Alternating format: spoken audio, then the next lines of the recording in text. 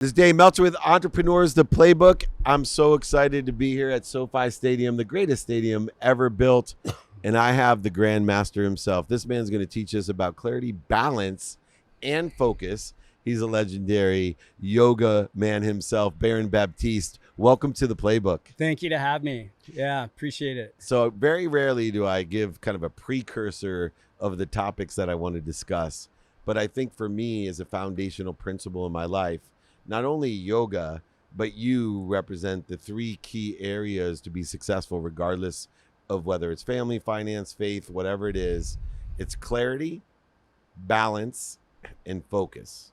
Yeah. And I think these are three of the major attributes of what you teach on and off the mat. Yeah. And so I want to start with clarity. Mm-hmm. What are some of the aspects of yoga and other things that you teach that brings greater awareness or clarity so that life is easier, that we prioritize and make decisions aligned with what we want? Yeah, very good. I think people live in their heads. People live in their imaginations, their thoughts, their reactions to life. And there's something about getting grounded in your body. Like you get on roll out a yoga mat, get on a yoga mat, you start moving just through different poses, positions with deep breathing. And it's amazing how suddenly you find yourself in your body. You find yourself is the key kind of operative words there. The finding of your reality, your feet on the ground, feet on the earth. Suddenly all those thoughts, all the worries, the concerns, the problems, the figuring things out, all that goes away. And even just for moments, when you're in a pose, you're in your breath, you're moving, suddenly all that goes away. Your identity, I like to say that the lowercase I identity, the one that is worrying about life, trying to figure things out or upset about something, suddenly that all goes away and you get a little vacation from yourself, that lowercase identity. And in that, there's a new clarity, a clarity of mind, a peace of mind. There's an awareness that rises up that typically when you emerge out of that, you have new perspective. You see alternative pathways, maybe to the same problems, same circumstances, same people, same challenges, same difficulties, but you've got new perspective, a new outlook. And as you know, how you see creates your frequency from which you flow in life. We can only be aware of that which vibrates equal to or less than us. And that frequency, that vibration is so important. And talking about the little I is incredible because I always looked at yoga, which I adopted later on in my life for that clarity, in the respect that I used to think I had to get more. And through the process of learning that identity, learning self and self-awareness became the big I am. Yeah. Right? Instead of trying to go get more happy, more healthy, more wealthy, more worthy, it was I am happy, healthy, wealthy, worthy. And now raising that clarity of what am I doing to interfere with it, talking about self, instead of trying to go get it. And related to that was my inability with all the activities I had, planned, unplanned, sleep, paid for and unpaid for, having any semblance of balance, because I'm a more than enough person and there was always room for something more, and I wasn't good at saying no. And so balance between finance, family, faith, health, they all seem to incorporate themselves into yoga, which is why I love to start my day in that realm of balance. Yeah. Balance. And on the physical level, balance is something we lose just by default. Gravity pulling down on us, we lose our sense of equilibrium in the physical the domain of our eardrums. Our listening and the equilibrium in the physical body. And I think then though that translates when we start losing our physical equilibrium and we default into the imagination or into fantasy and living more of a reactive life. And so when we get grounded in our bodies and, a solid yoga practice, meditation practice where we get still, get quiet, drop in. Like I like to say, stop, drop into your bones, right? Drop into the moment right here. Suddenly you have, I like a different kind of balance, like a general balanced perspective on life. I also like the word harmony.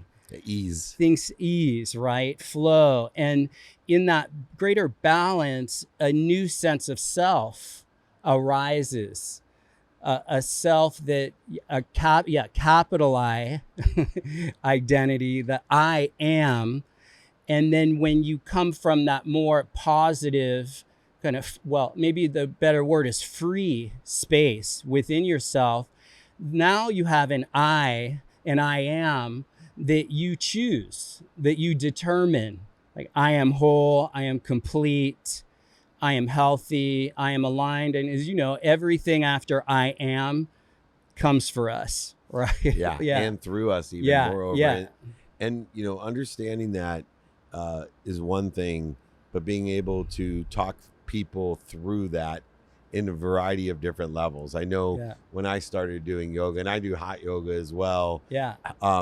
There's a great amount of resistance to just stopping. Yeah. And then there was a great amount of resistance to dropping. And then there was even more resistance to what I call rolling. Redirecting and the trajectory of what I think I want or better in the process of determining ease and dis-ease. And this dichotomy that exists, and the clarity and balance of ease and dis-ease within the process of stopping, dropping, and rolling. What do you think, and this is an entrepreneurial question, the ability to articulate something that is so full of resistance, because you're dealing on a lot of levels, physical, spiritual, mental, emotional, when we're trying to put the body, mind, and soul at ease. And also all the associations that people might have towards something like yoga or meditation. I mean, it's gone much more mainstream, but like when I first started teaching yoga in LA in the early 90s, I was, in my early 20s, I was like met with so much resistance and even cynicism toward this yoga thing. And my whole goal was to bring like the practical benefits of the like yoga and meditation practice to the masses. Like out of the gates, I had this goal. And so to your question, like how to make it available was really always right there for me, because there was just a cynicism. There was no agreement in the marketplace. So when I started teaching in these like popular fitness facilities, like in Hollywood and Beverly Hills, I mean, people are like, well, yoga's weird, or it's the idea of it's too quiet. I can't be still for that long.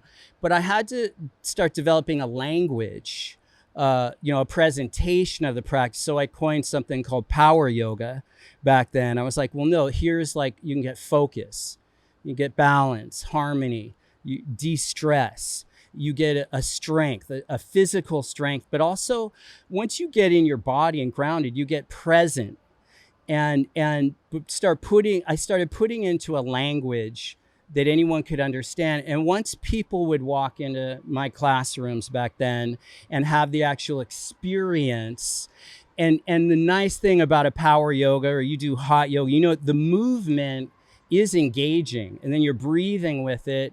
And pretty soon, again, that lowercase I, so that disappears. And when you really experience the practical value of the practice, suddenly the resistance starts going away. People walk out of every session, as you probably know, like you just feel lighter, freer, whatever you walked into the room with, it's like gone. It's like a new beginning.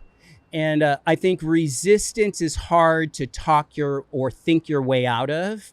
But when you actually move, you get in your body, your breath, and you get still in that sense, it develops a new kind of confidence too, I think, because you have a confidence to know you can change your mood in a moment. You can change your state, your mental state, your physical state. You have the power to change that. You're not a victim to that, but you actually have the power to affect real change in yourself. And then that opens up a different outlook toward work, like your career, work relationships you're dealing with, your health in general, and then just the problems and stresses and challenges of life that we all deal with. But I think it develops a kind of confidence when we have practices that require a discipline, but also that confront resistance. I think it's so key that everyone has some kind of discipline, some kind of practice that confronts one's own resistance.